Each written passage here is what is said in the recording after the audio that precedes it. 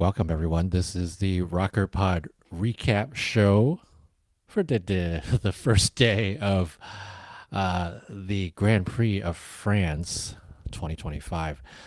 We just witnessed the women's short program and then the pairs short program. And as expected, it was already a very exciting set of competitions. I'm going to start with the pairs first and do a little bit of what just happened for you. Top three right now: Riku Miura, Ryuichi Kihara with the 79.44 clean skate. Diana Stellato Dudek, Maxime Deschamps, 74.26, also a clean skate. Maria Pavlova, Alexei Viatchenko, 70.15, also a clean skate. There was a lot of clean skating here. And all the way down to fourth and fifth with McBeath and Parkman, 63.31, and Shin and Naj, 61.79. Top five were phenomenal in how they skated, in how they kind of put out those programs. It was a very very strong pairs short, and then sixth, seventh, and eighth was the battle of the French teams. Kovalev taking the short program in that battle with a 59. But I mean, we were talking about this on the preview show yesterday, where it was going to be the battle between Miura Kihara and Stellato Deschamps, the last two pair teams to win the world championships. And it did not disappoint. Stellato and Deschamps with their Carmina Burana program, which has improved already since we saw it at John Nick's challenge now a couple months ago. And everything just seems crisper. That backflip in the middle of the step sequence continues to be better and works so well. And it was just there was something about this program today that made me feel the way that their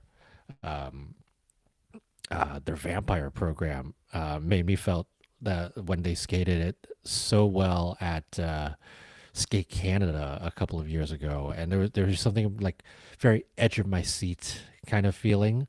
The only sort of thing there was an out of sync on their side by sides, and what was interesting with that one is that they've changed their entry going into the side by sides from the last couple of seasons, I think, to get it more consistent, but then also uh, somehow they've lost sync with the new entry. So they'll be looking to improve on that. I thought 33 was a little bit low for the program that they put out there. Presentation wise, execution wise, I thought it was very strong. So I would have had that more in the maybe 34, 35 range. But nevertheless, a great skate from Stellato Deschamps. Miura Kihara just continues to do really good stuff this season.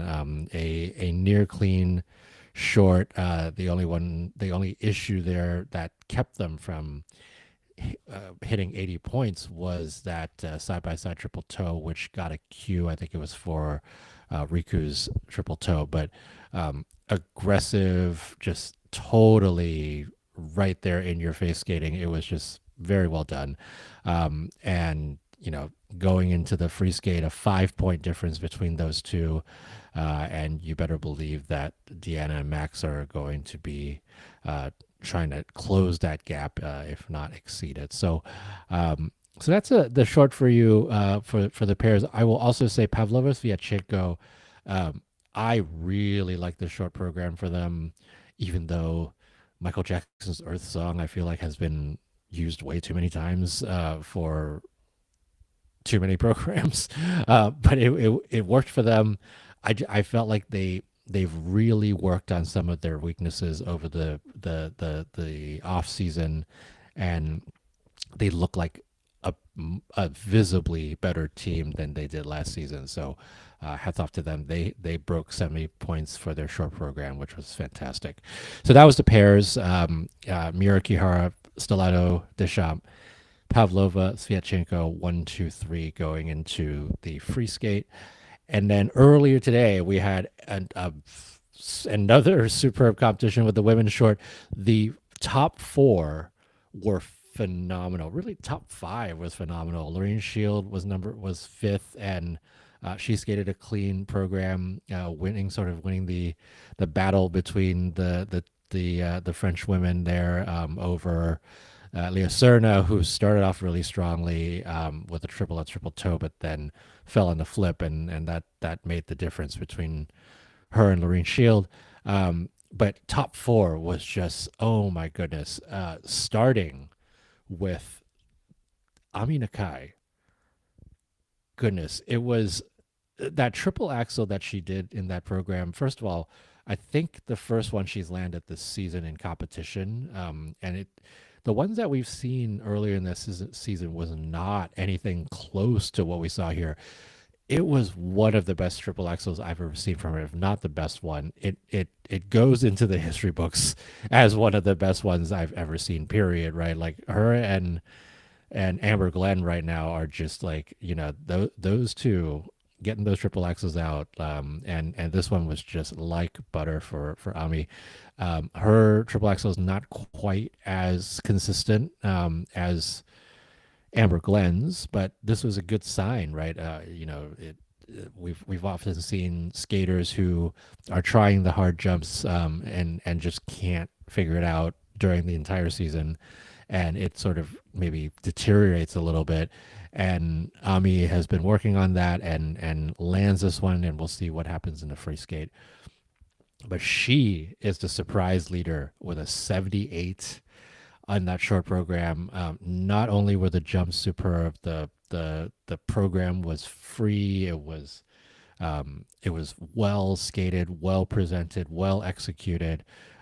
Very deserved scores for that short program. Kaori Sakamoto with a new costume for Time to Say Goodbye.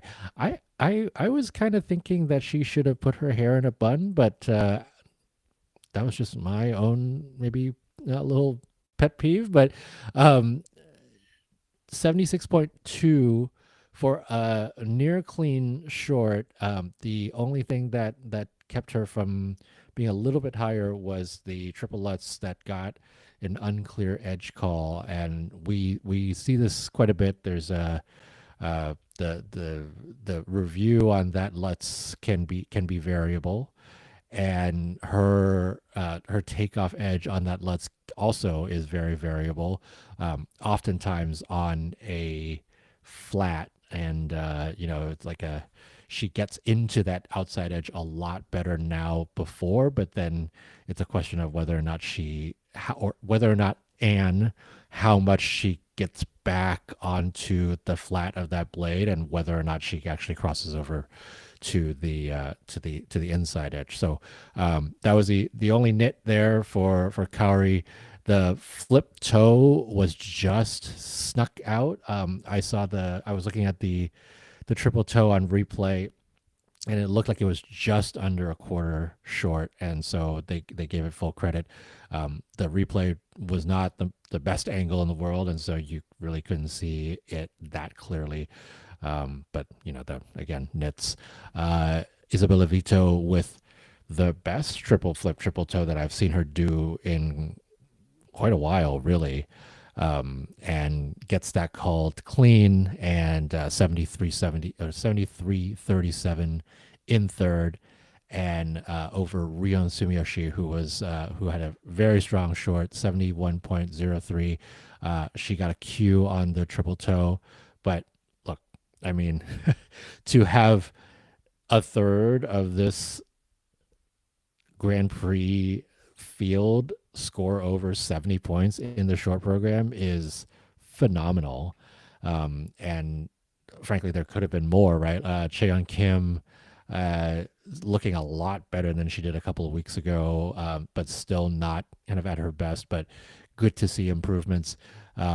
She fell on the flip, which was an under rotated flip, and so you got to wonder if there's some kind of stamina thing going on there, given that we saw her land a really perfectly fine flip in warm up, and so have to see what where that's going to be, especially for the free skate. If the stamina is an issue, then that's going to be a big hurdle.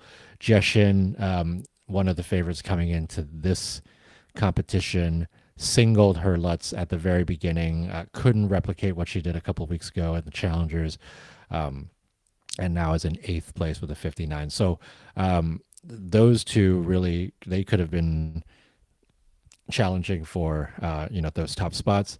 They have a hole that they are going to have to dig themselves out of, and now quite a bit away from the podium.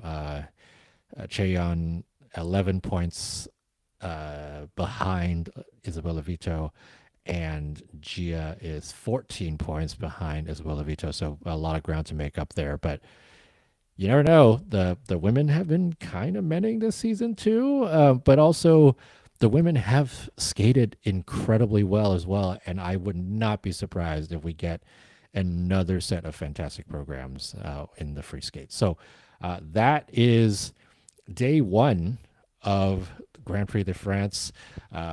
Hope you enjoyed it. I certainly did. It was fantastic to see some of these really good programs go out there. Tomorrow we have Super Saturday, I guess, 4 disciplines going, and so we will see the women and the pairs do their free skates, and then we will see the first of the men and the dance with their short program and the rhythm dance. And so the rhythm dance will kick us off tomorrow, and then everything else will follow. Well, that was quick and easy, and hope you enjoyed that. I'll hopefully be back tomorrow night to talk a little bit more about the Grand Prix de France and give you some of my quick hot takes before we go into day 3. See you later.